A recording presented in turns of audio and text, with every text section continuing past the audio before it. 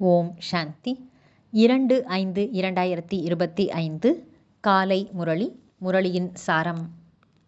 பாபா சொல்றார், இனிமையான குழந்தைகளே, தனிமையில் அமர்ந்து தனக்குத்தானே பேசிக்கொள்ளுங்கள். நான் அழிவற்ற ஆத்மா, பாபா சொல்வதை கேட்கின்றேன். இந்த பயிற்சியை செய்யுங்கள். கேள்வி: எந்த குழந்தைகள் பாபாவை நினைவு செய்வதில் கவனக்குறைவாக இருக்கிறார்களோ அவர்களுடைய வாயிலிருந்து எத்தகைய சொற்கள் வெளிப்படும்? பதில்: நான் சிவபாபாவின் குழந்தையாகத்தான் இருக்கின்றேன், அவரது நினைவில்தான் இருக்கின்றேன் என்று அவர்கள் சொல்கிறார்கள். ஆனால் பாபா சொல்கின்றார், அதெல்லாம் பொய். கவனக்குறைவு உள்ளது. இதிலோ புருஷார்த்தம் செய்ய வேண்டும். அதிகாலையில் எழுந்து தன்னை ஆத்துமா என்று உணர்ந்து அமர வேண்டும்.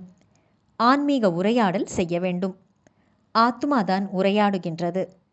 இப்போது நீங்கள் ஆத்தும அபிமானி ஆகிறீர்கள். ஆத்தும அபிமானி குழந்தைகள்தான் நினைவினுடைய சார்ட்டை வைப்பார்கள். வெறுமனே ஞானத்தை மட்டும் வாய்மொழியாக சொல்லிக் கொண்டிருக்க மாட்டார்கள். பாடல்: உன் முகத்தை பார்த்துக்கொள் மனிதனே. ஓம் சாந்தி. ஆன்மீக குழந்தைகளுக்கு புரிய வைக்கப்பட்டுள்ளது. பிராணன் என்று ஆத்மாவை தான் சொல்கிறோம். இப்போது பாபா ஆத்மாக்களுக்கு புரிய வைக்கின்றார். இந்த பாடல் பக்தி மார்க்கத்தினுடையதாகும். இதனுடைய சாரம் புரிய வைக்கப்படுகிறது. நீங்கள் இங்கே அமர்ந்திருக்கும் போது தன்னை ஆத்மா என்று உணருங்கள். தேகத்தின் உணர்வை விட்டுவிட வேண்டும்.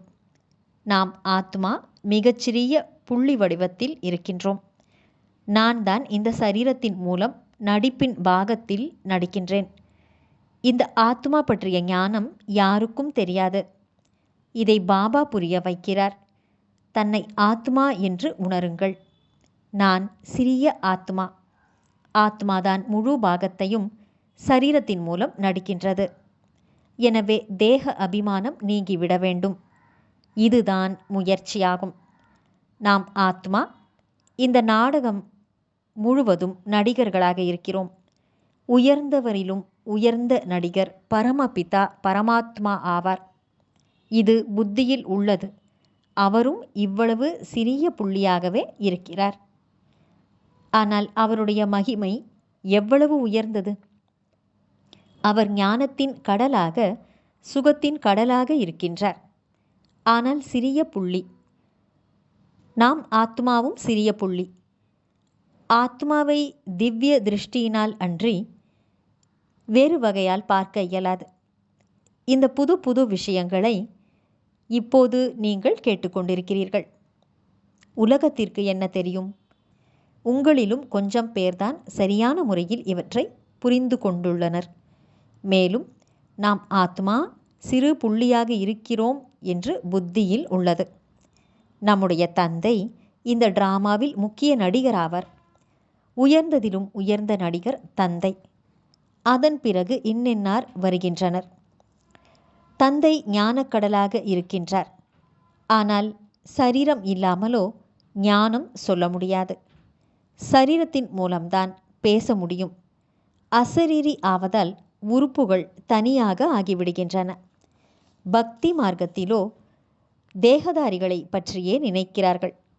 பரமபிதா பரமாத்மாவின் பெயர், வடிவம், தேசம், காலம் பற்றியே அறிந்து கொள்ளவில்லை.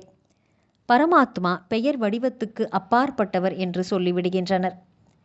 பாபா புரிய வைக்கின்றார், டிராமாவின் பிரகாரம் நம்பர் 1 சதோ பிரதானமாக இருந்த நீங்கள்தான் மீண்டும் சதோ பிரதானமாக ஆக வேண்டும்.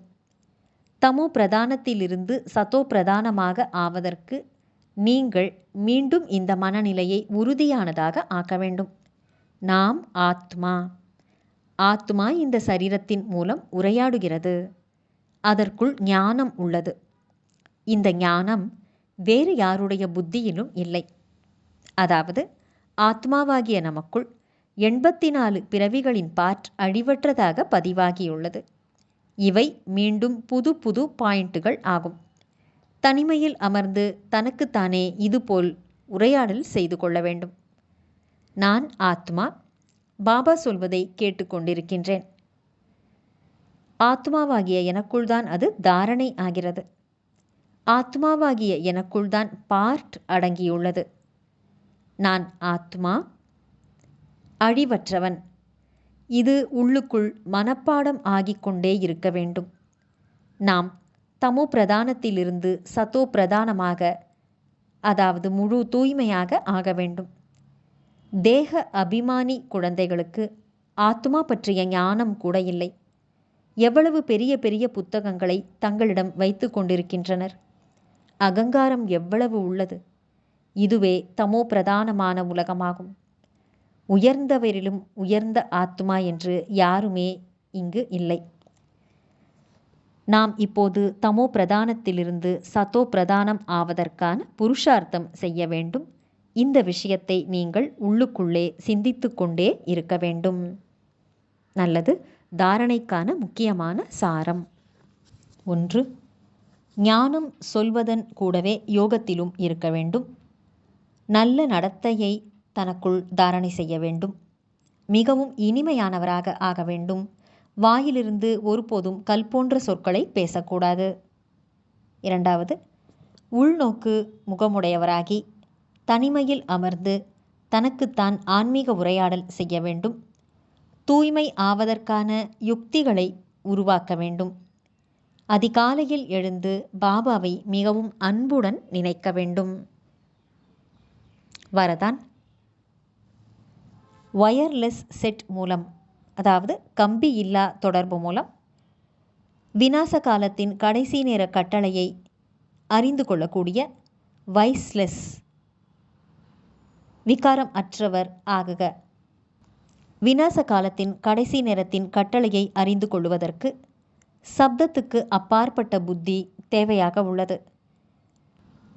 நிர்விகாரமான புத்தி தேவையாக உள்ளது. விநாச காலத்தின் கடைசி நேரத்தின் கட்டளையை அறிந்து கொள்வதற்கு வைஸ்லெஸ் புத்தி, அதாவது விகாரங்கள் அற்ற புத்தி, தூய்மையான புத்தி வேண்டும். எப்படி உலகத்தில் விஞ்ஞானிகள் வயர்லெஸ் கருவியின் மூலம், அதாவது கம்பியற்ற தொடர்பின் மூலம் ஒரு இடத்திலிருந்து வேறு இடத்திற்கு சப்தத்தை அனுப்புகின்றார்கள். இங்கு விகாரம் அற்ற நிலைதான் வயர்லெஸ் நிலை ஆகும். இந்த வயர்லெஸ் செட் மூலமாக உங்களுக்கு இந்த பாதுகாப்பான இடத்திற்கு செல்லுங்கள் என்ற சப்தம் வரும். யார் பாபாவின் நினைவில் இருக்கிறார்களோ, சப்தத்துக்கு அப்பாற்பட்ட விகாரமற்ற நிலையில் இருக்கிறார்களோ, அசரீரி ஆவதற்கு பயிற்சி செய்கிறார்களோ, விநாச காலத்தில் அவர்களுக்கு அது விநாசமாக இருக்காது. ஆனால் அவர்கள் தங்கள் விருப்பப்படி சரீரத்தை விட்டு பிரிவார்கள். ஸ்லோகன்: யோகத்தை, அதாவது பாபாவை நினைவு செய்வதை ஒதுக்கி வைத்துவிட்டு காரியங்கள் செய்வது என்பது கவனக்குறைவாகும். நல்லது.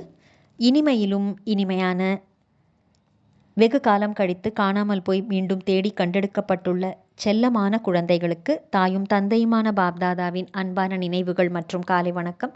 ஆன்மீக குழந்தைகளுக்கு ஆன்மீக தந்தையின் நமஸ்காரம். ஆன்மீக தந்தைக்கு ஆன்மீக குழந்தைகளின் நமஸ்காரம். அவ்யக்த சமிக்கை. ஆன்மீக ராயல்டி மூலமாக அவ்யக்த சமிக்கை, ஆன்மீக ராயல்டி மற்றும் பியூரிட்டி, அதாவது ஆன்மீக ராயல் தன்மை மற்றும் தூய்மை என்ற ஆளுமையை தாரணை செய்யுங்கள். தூய்மையின் பர்சனாலிட்டி அல்லது ஆளுமை என்பது ஒரு தந்தையின் நினைவில் இருப்பதாகும். அதாவது ஒரு தந்தையை தவிர வேறு யாரும் இல்லை. இந்த பிராமண வாழ்க்கையில் சம்பூர்ண நிலையை அடைவதற்கு இந்த ஏக விரதா, அதாவது ஒருவரின் நினைவு என்ற பாடத்தில் உறுதியாக இருக்க வேண்டும்.